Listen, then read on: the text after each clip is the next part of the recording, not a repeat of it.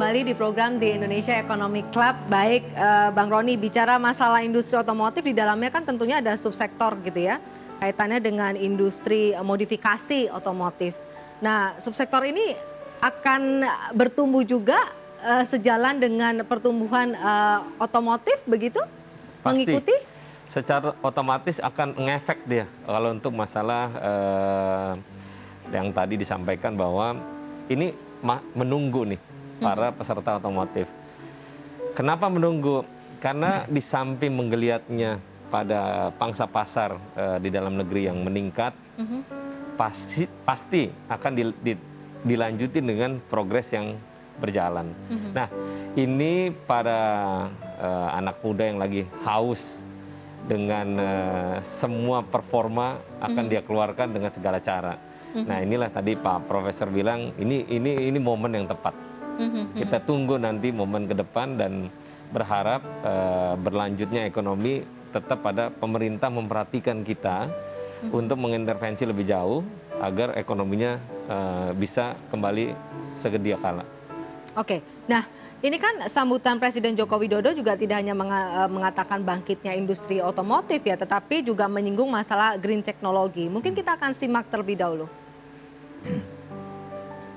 Masih menuju green technology juga perlu dilakukan. Teknologi hijau, produk hijau ini ke depan akan menjadi, ekonomi hijau ini akan menjadi tumpuan kita karena kita memiliki potensi dan kekuatan di sini. Penggunaan energi terbarukan seperti B30, B100 juga harus terus dilanjutkan. Ya, oke. Kembali ke Bang Roni lagi. Ini saya lihat juga dari koleksi Anda juga ada mobil listrik di dalamnya. Sebenarnya kalau melihat dari investasi industri otomotif yang kendaraan listrik ini ke depannya akan seperti apa? Sebenarnya ruang lingkupnya besar ya, tergantung pemerintah serius melaksanakan yang tadi Pak Presiden sampaikan. Tapi saya yakin bahwa dengan bermacam-macam merek dengan teknologi green hijau tadi, ini akan menjadi momentum baru dan membiasakan diri pada masyarakat untuk memakai teknologi seperti hybrid atau mobil listrik. Dari kacamata anak muda sendiri melihat mobil listrik itu seperti apa? Apakah dengan pakai mobil listrik itu ya pride-nya lebih tinggi? Untuk gitu? anak muda belum. Belum. Untuk ya? anak muda belum. Tidak efektif untuk anak muda. Anak muda lebih dominan kepada mobil-mobil yang masih ekstrim. Tapi kalau untuk di atas anak muda yang cukup dengan dengan gaya yang mungkin lebih sedikit lebih low, dia lebih memikirkan hybrid. Nah, untuk anak muda saya jamin belum pada tahapan mobil listrik. Belum tertarik? Belum tertarik. Baik. Pak Kukuh, kebangkitan industri otomotif tanah air ini juga berlaku untuk kendaraan listrik atau tidak? Tadi kalau statementnya Bang Roni bilang untuk anak muda kayaknya belum deh. Masih jauh bahkan dari statement beliau. Pak Kukuh. Ya, jadi begini, electric vehicle yes, itu adalah salah satu alternatif, tapi bukan satu-satunya, karena saat ini harganya masih sangat mahal. Harga yang paling murah ada di Indonesia saat ini sekitar 600 jutaan. Sementara daya beli masyarakat kita itu umumnya yang paling besar segmen gemuknya itu ada di harga yang 300 juta ke bawah. Belum lagi masalah-masalah teknis yang lainnya. Namun yang perlu dicatat tadi ada yang perlu digarisbawahi adalah statement dari Presiden kita, Pak Jokowi, bahwa green technology harus di sana. Kita punya alternatif itu dan sudah mungkin 20 tahun yang lalu diperkenalkan.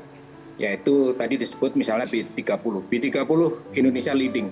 Satu-satunya negara yang memperkenalkan B30 walaupun ditentang di sana sini akhirnya jalan dan alhamdulillah sampai saat ini bisa berjalan. Namun yang terlupakan adalah tidak banyak mendapatkan perhatian adalah etanol. Yaitu kita sudah memproduksi engine yang dinamakan flexi engine. Kalau nggak salah teman-teman kita di Toyota sudah memproduksi bahkan diekspor ke Brasil. Nah kalau ini dibangkitkan maka yang dikatakan Presiden bahwa kita perlu memunculkan teknologi atau inovasi baru dengan energi yang terbarukan. Ini kita punya jalan di situ. Electric vehicle kita bisa bertahap dari hybrid. Kita mulai dengan memproduksi baterainya dan itu sudah dimulai. Terima kasih bahwa ada baterai Indonesia Baterai Konsorsium yang akan membuat baterai-baterai. Bisa dimulai untuk baterai hybrid maupun plug-in hybrid dan akhirnya juga memuncak pada electric vehicle. Bukan tidak mungkin ya Pak Kukuh ya? Kita tidak boleh menutup kemungkinan-kemungkinan itu. Seperti saya analoginya gini loh. Dulu kan ada video itu ada Betamax sama VHS. Persaingannya ketat, tapi yang muncul adalah Android kan. Gitu. Baik Pak Kukuh. Pak Anton, Pak Anton, saya percaya bahwa PT TAM juga sangat merespon dengan green technology. Terlihat dari pembukuan penjualan hingga 4.000 unit. Apa sebenarnya concern dari PT TAM sendiri? Ya, terima kasih Vita. Jadi saya rasa Toyota secara global dan juga Toyota Indonesia ini pastinya sangat mendukung ya inisiatif dari pemerintah untuk masuk ke green technology. Tadi dikatakan oleh Pak Kukuh, kita ada B30 biodiesel, kita juga punya teknologi flexi engine, dan pastinya Toyota sudah terkenal dengan hybrid electric vehicle ya, yang sudah kita luncurkan lebih dari 10 tahun yang lalu. Dan sekarang sudah lebih lengkap lagi karena kita sudah meluncurkan plug-in hybrid electric vehicle dan juga bahkan BEV-nya sendiri atau battery electric vehicle. Jadi kita memberikan banyak pilihan buat konsumen, baik konsumen yang sifatnya mungkin kelas menengah dan juga kelas atas. Dan bahkan kami sudah memberikan komitmen ke pemerintah, di tahun depan kita ingin memproduksi lokal production electric vehicle di Indonesia, supaya tadi masuk ke segmen yang lebih terjangkau lagi. Jadi dengan itu pilihan masyarakat akan lebih banyak, kita juga bisa memberikan green technology. Dan satu lagi yang menarik, bahkan di akhir bulan Maret kita juga meluncurkan green ecotourism ya di Bali. Jadi bagaimana kita bisa ke Bali, tourism di Bali menggunakan produk-produk yang elektrifikasi ya, mulai dari hybrid, plug-in hybrid sampai BEV lengkap. Jadi banyak sekali cara-cara untuk mempromosikan green technology ini kita. Iya, Pak Anton. Prof, kalau melihat dari statement-statement narasumber kita malam hari ini ternyata ada peluang dan tantangannya untuk sektor otomotif. Dari kacamata Prof Renat sendiri melihatnya seperti apa? Ya, ada jangka pendek dan ada jangka panjang. Jadi yang disebut electric car itu adalah suatu eksplorasi yang kita mulai hari ini. Data di dunia juga menunjukkan bahwa ternyata 71% millennials di masa pandemi ini mengatakan akan membeli kendaraan yang berbasiskan gasoline. 71%, elektrik baru 6%. Jadi memang selalu sifatnya seperti itu. Yang baru itu masih kecil, yang lama masih besar, tapi nanti akan terjadi pertukaran. Nah ini eksplorasi menuju masa depan nanti. Yang hybrid itu 23%, studi menunjukkan demikian. Tapi kita tidak boleh mengabaikan itu, karena ke depan itu memang akan ke sana. Larinya akan ke sana, regulasi dunia akan lari ke sana. Uni Eropa sudah menuju ke sana, Jepang menuju ke sana. Jadi saya kira kita juga harus mempersiapkan. Tapi hari ini masih pada gasoline. Oke Prof, sepertinya Prof Renat di segmen berikutnya nanti akan ada tips yang akan disampaikan oleh pemirsa. Pastikan Anda tetap di program The Indonesia Economic Club.